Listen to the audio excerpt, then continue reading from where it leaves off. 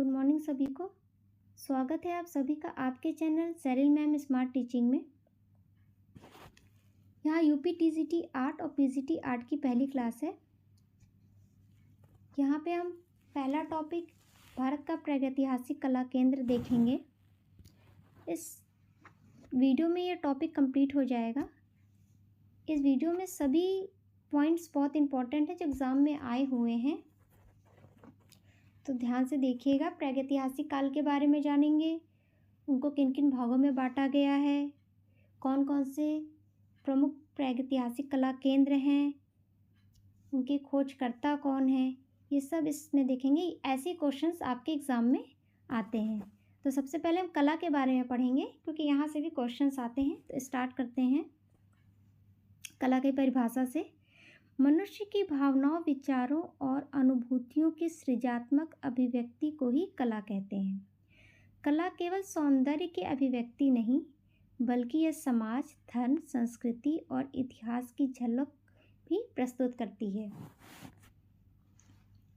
कला की परिभाषा वेरी इंपॉर्टेंट, ये क्वेश्चन आया हुआ है, तो ध्यान दीजिएगा। कला की प्रमुख शाखाएं देखते हैं। पहला है चित्रकला, जिसमें भित्ति चित्र, लघु चित्र, आधुनिक चित्रकला। इससे क्वेश्चंस ऐसे आते हैं कि चित्रकला शाखा का कौन सा अंग है, तो उसमें ऑप्शन में दे देगा भित्ति चित्र, पत्थर, धातु, लकड़ी। तो उसमें आपको देखना होगा कि चित्रकला का कौन सा अंग है, तो उसमें आंसर होगा भित्ति चित्र। ऐसे क्वेश्चंस आते हैं। सेकंड है मूर्ति कला, पत्थर, धातु, लकड़ी आदि से निर्मित मूर्तियाँ। तीसरा है स्थापत्य कला, जिसमें आता है स्तूप, गुफाएं, महल और किले। चौथा है संगीत, स्वर, ताल, वाद या गायन। पांचवा है नृत्य, शास्त्रीय व लोक नृत्य, नाट्य कला, अभिनय और रंगमंच कला। ठीक, इसमें पहला और दूसरा बहुत इम्पोर्टेंट है, इससे क्वेश्चन आया हुआ है, ध्यान दीजिएगा। पहला और दूसरा। आगे चलते हैं। भारतीय कला का विकास कैसे सबसे पहले प्रागैतिहासिक काल आया, फिर हड़प्पा काल आया, फिर मौर्य कालीन। ऐसे स्टेप बाय स्टेप मैंने लिख दिया है, और ऐसे स्टेप बाय स्टेप आपकी क्लासेस भी होंगी कि आपको समझ में आए। तो मैंने एक बार ऐसे लिख दिया है तो आपको समझ में आएगा कि क्या है। तो सबसे पहले प्रागैतिहासिक कला, जिसमें गुफा चित्रण मिला था। सबसे इम्पोर्टेंट है इसमें भीमबेटका, वेरी इंपॉर्टेंट। भीमबेटका से हर साल क्वेश्चंस आते हैं। दूसरा है हड़प्पा काल, उसके बाद हड़प्पा काल आया। मूर्तियाँ, मोहरे, स्थापत्य कला, नगर योजना इसमें देखी गई थी।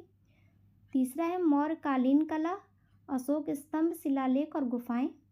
चौथा है गुप्तकालीन कला, मूर्ति कला और स्वर्णयुगीन चित्रकला, जिसमें अजंता की गुफाएं आती हैं। फिर पांचवा है मध्यकालीन कला, मुगल चित्रकला, मंदिर स्थापत्य, खजुराहो और कोणार्क का मंदिर इसमें आता है। और लास्ट है आधुनिक भारतीय कला, राजा रवि वर्मा, अमृता शेरगिल आधुनिक कला के आंदोलन, मतलब ये लोग जो हैं आधुनिक कला के कलाकार हैं। आगे देखते हैं कला का महत्व। समाज और संस्कृति का प्रतिबिंब, धार्मिक और आध्यात्मिक अभिव्यक्ति, सौंदर्य बोध विकास, ऐतिहासिक साक्ष्य, इतिहास की जानकारी भी कला से मिलती है। जैसे प्रागैतिहासिक काल में क्या हुआ था कि जो लोग थे उस टाइम के, वो पत्थरों पे, चट्टानों पे और गुफाओं के अंदर चित्रण करते थे, जिससे हमें वहाँ के बारे में पता चला। ये देखिए भारतीय कला का विकास टेबल चार्ट, मैंने आपको पहले भी ये पढ़ाया अभी की सबसे पहले प्रागैतिहासिक काल आया, फिर हड़प्पा, फिर मौर्यकालीन काल। तो उसकी समय सीमा और उस टाइम की क्या विशेषता थी, मैंने ऐसे बना दिया है चार्ट, जिससे आपको याद करने में आसानी रहेगी। आइए एक बार देख लेते हैं। सबसे पहले प्रागैतिहासिक काल,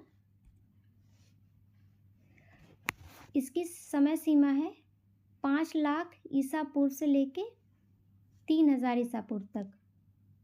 गुफा चित्र, शिकार व पशुओं का चित्र और प्राकृतिक रंग का प्रयोग किया गया था। देखिए, इसमें प्रागैतिहासिक काल की जो इसको पाषाण काल भी कहते हैं, इसकी जो समय सीमा है बहुत इम्पोर्टेंट है और इसकी विशेषता भी बहुत इम्पोर्टेंट है कि गुफा चित्रण पाया गया था, शिकार और पशुओं का चित्रण हुआ था, और कौन से रंग का प्रयोग हुआ था, तो प्राकृतिक रंगों का प्रयोग हुआ था।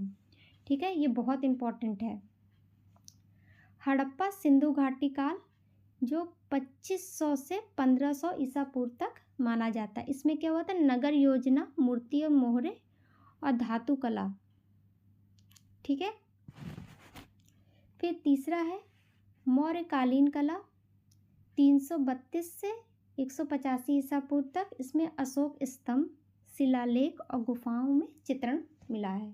ठीक है, चौथा है गुप्तकालीन कला, जिसे स्वर्ण युग में भी नापा जाता है। इसकी समय सीमा है 320 से 550 ईस्वी। ये देखिए, यहाँ तक ईसा पूर्व था, अब यहाँ से क्या है, ईस्वी है।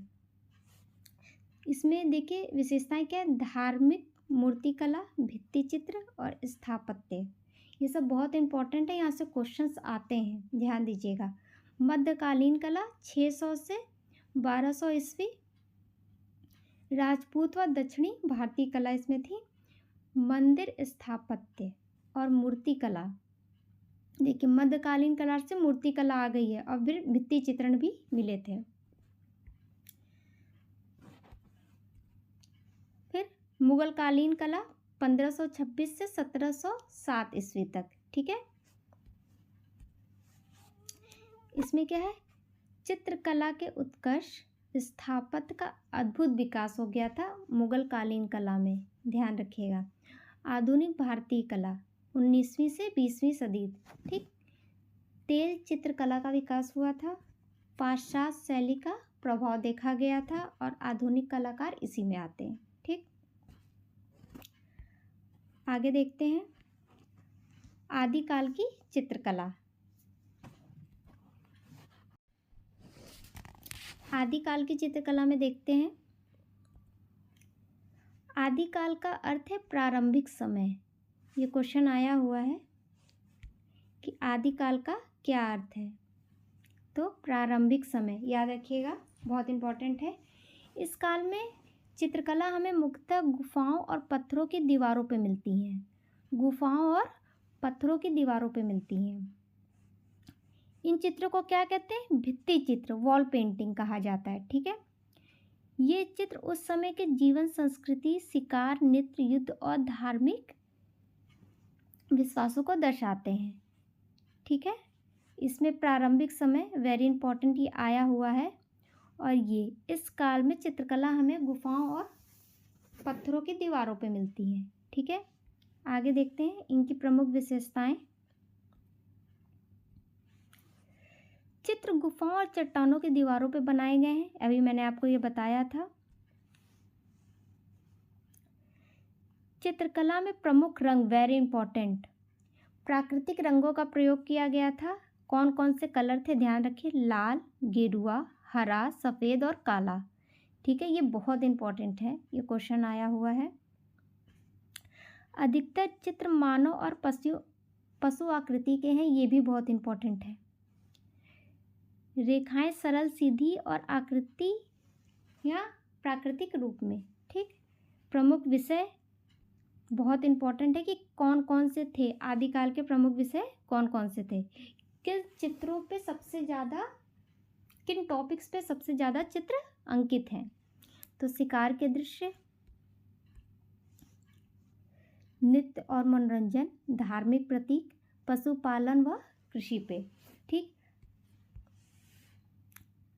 अब उस टाइम के प्रमुख स्थल कौन कौन से हैं उनके बारे में देखेंगे। Bhimbetka, very important. भीमबेटका से मैं बार बार कह रही हूँ कि हर बार क्वेश्चन आता है। ये कहाँ स्थित है? मध्य प्रदेश में। यहाँ लगभग 500 गुफाएं हैं, इससे ज़्यादा ही हैं, ठीक है। इसमें शिकार, युद्ध और नृत्य के सुंदर चित्र मिलते हैं। दूसरा है बाघ गुफाएं, थार मध्य प्रदेश में स्थित है, भित्ति चित्रों के लिए प्रसिद्ध है। अजंता गुफाएं महाराष्ट्र में बौद्धकालीन चित्रों के लिए प्रसिद्ध है। मैं इसका आपको पूरा चार्ट दे दूंगी कि आपको बहुत आसानी रहेगी। फिर आदिकाल का महत्व देखते हैं। आदिकाल की चित्रकला में हमें उस समय के सामाजिक जीवन, ये देखिए, सामाजिक जीवन, धार्मिक विचार, पहनावा, रीति रिवाज और प्रकृति प्रेम की जानकारी मिलती है। यह चित्रकला भारतीय कला की प्राचीनतम धरोहर है, सबसे पुरानी है, ठीक है। आइए आगे देखते हैं। अब प्रागैतिहासिक काल में थोड़ा सा देख लेते हैं परिचय। प्रागैतिहासिक काल, यह समय जब लिखित अभिलेख उपलब्ध नहीं थे, मतलब उस टाइम के जो मनुष्य थे उनको पढ़ना लिखना नहीं आता था। इस काल की जानकारी हमें पुरातात्विक अवशेष, औजार, गुफा चित्र, हड्डियां, बर्तन, धातु वस्तुएं से मिलती हैं। इस काल में मुख्यतः पत्थर और धातु उपयोग के आधार पर बांटा गया है। प्रागैतिहासिक काल को 3 भागों में बांटा गया है। किस आधार पर बांटा गया है तो वो बता रहा है कि मुख्यतः पत्थर और धातु के उपयोग के आधार पर बांटा गया है। तो प्रागैतिहासिक काल को पाषाण काल भी कहते हैं। तो पाषाण काल और उनके भाग देखते हैं। ये तो वैसे सभी को पता होगा कि पाषाण काल को 3 भागों में बांटा गया है। सबसे पहले पुरापाषाण काल, इसकी प्रमुख विशेषताएं देखते हैं। पत्थर के और शोषित कच्चे औजार, मतलब उस टाइम के जो औजार थे वो कच्चे पत्थरों के थे, ठीक। शिकार और संग्रह से जीवन यापन होता था। पत्थर के कच्चे औजार थे और जीवन यापन कैसे होता था? शिकार के द्वारा, ठीक। शिकार और संग्रह से जीवन यापन। रहते कहाँ थे? गुफाओं में रहते थे, ठीक। गुफा चित्रों की शुरुआत भीमबेटका की गुफाएं, सबसे पहले भीमबेटका की गुफाएं, ठीक, बहुत इंपॉर्टेंट है, मैं बार बार कह रही हूँ। गुफा चित्रों की शुरुआत यहीं से हुई थी। अब मध्य पाषाण काल के बारे में जानेंगे। मध्य पाषाण काल की विशेषताएं, छोटे पत्थरों के औजार। देखो पुरापाषाण काल में क्या था कि वहाँ कच्चे पत्थर थे, और मध्य पाषाण काल में क्या हो गया कि छोटे पत्थरों के औजार बनने लगे, ठीक। पुरापाषाण काल में क्या था कि वो लोग क्या करते थे कि जानवरों को मारते थे, उसका संग्रह करते थे और खाते थे, ठीक। यही उनके जीवन का आधार था। लेकिन मध्य पाषाण काल में मछली पकड़ना उन्होंने सीख लिया था और पशुपालन की भी शुरुआत हो गई थी। कृषि का प्रारंभिक रूप, मतलब कृषि की स्टार्टिंग भी हो गई थी। चित्रकला में पशु पक्षी और शिकार के दृश्य अधिक, ठीक। चित्रकला में भी हो गया था कि मतलब जो पशु पक्षी और शिकार के जो दृश्य थे वो पहले, मतलब पुरापाषाण काल की अपेक्षा मध्य पाषाण काल में ज़्यादा थे, ठीक। अब नवपाषाण काल के बारे में देखेंगे। नवपाषाण काल की विशेषता देखते हैं। चिकने और घिसे हुए पत्थर। देखो पुरापाषाण काल में क्या था कि जो पत्थर थे वो कच्चे पत्थरों से बने थे, ठीक। और जो औजार थे वो कच्चे पत्थरों से बने थे। मध्य पाषाण काल में क्या था? छोटे पत्थरों के औजार बनाए गए थे। और नवपाषाण काल में क्या है कि चिकने और घिसे हुए औजार हुआ करते थे, ठीक। कृषि का पूर्ण विकास हो गया था। पुरापाषाण काल में तो कृषि का विकास हुआ ही नहीं था, कोई कृषि के बारे में नहीं जानता था। मध्य पाषाण काल में कृषि का विकास आरंभ हो गया था और मध्य पाषाण काल में कृषि का विकास आरंभ हो गया था और नवपाषाण काल में कृषि पूर्ण रूप से विकसित हो गई थी। पशुपालन और अस्थायी निवास की शुरुआत हो गई थी। मिट्टी के बर्तन वेरी इंपॉर्टेंट।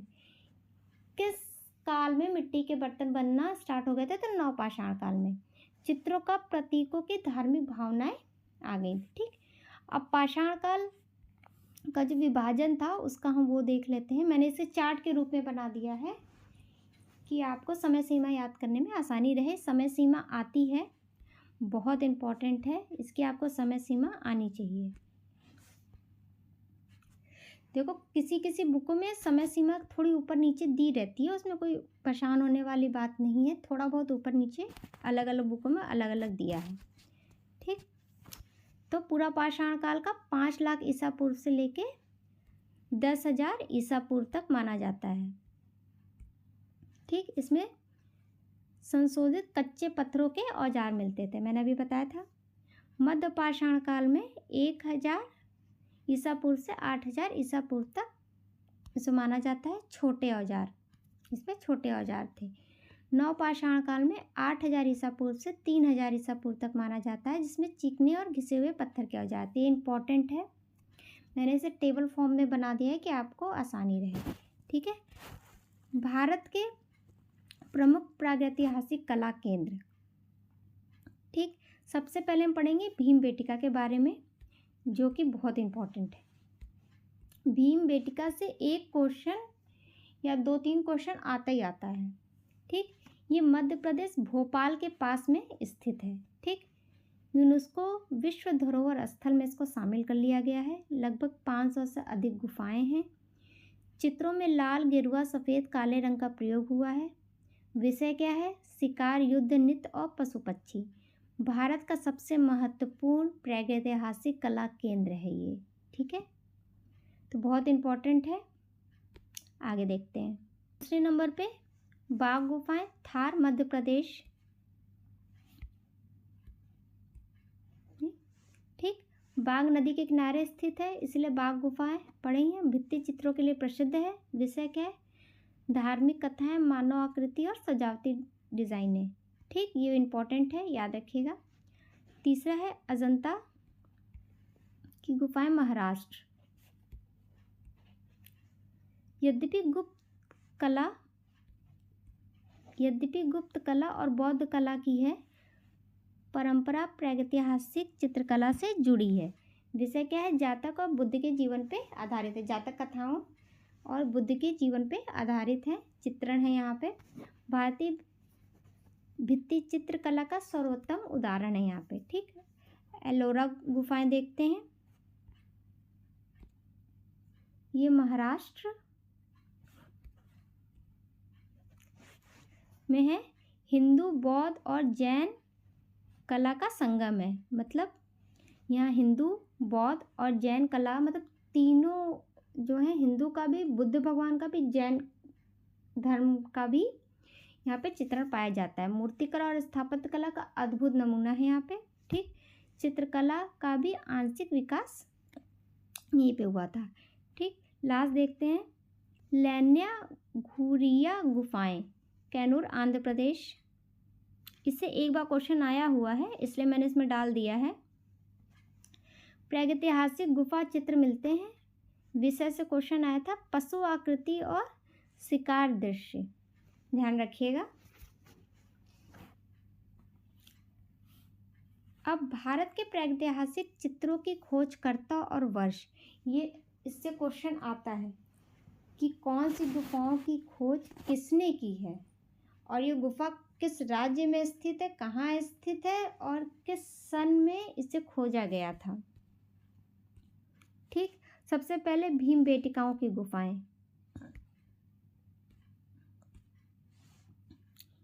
ये मध्य प्रदेश भोपाल के पास है।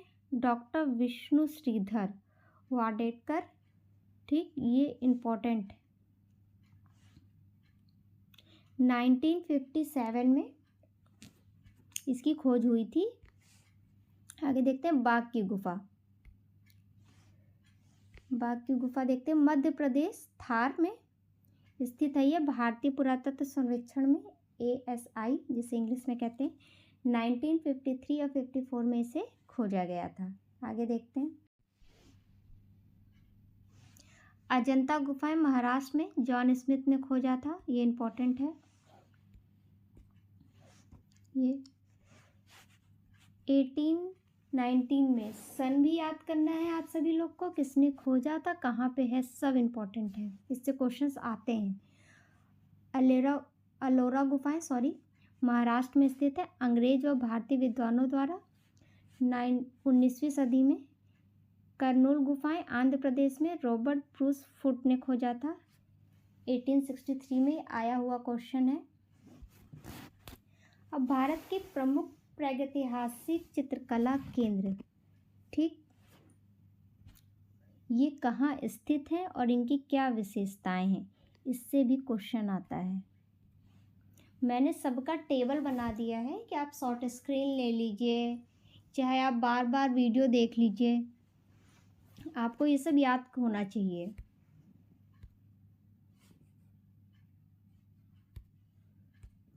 देखते हैं। भीमबेटका पहला, सबसे पहले मध्य प्रदेश भोपाल के पास रायसेन जिले में है। याद रखिएगा, रायसेन जिला भी याद रखिएगा। भीमबेटका से कैसे भी क्वेश्चंस आ सकते हैं। सबसे अधिक प्रागैतिहासिक गुफाएं हैं, लगभग 500 गुफाएं हैं। शिकार, नृत्य, युद्ध, पशु पक्षी के दृश्य हैं, ठीक। आदमगढ़ मध्य प्रदेश में होशंगाबाद में स्थित है। शिकार दृश्य, मानव और पशु आकृति यहाँ है, यहाँ पे, ठीक। नेक्स्ट देखते हैं।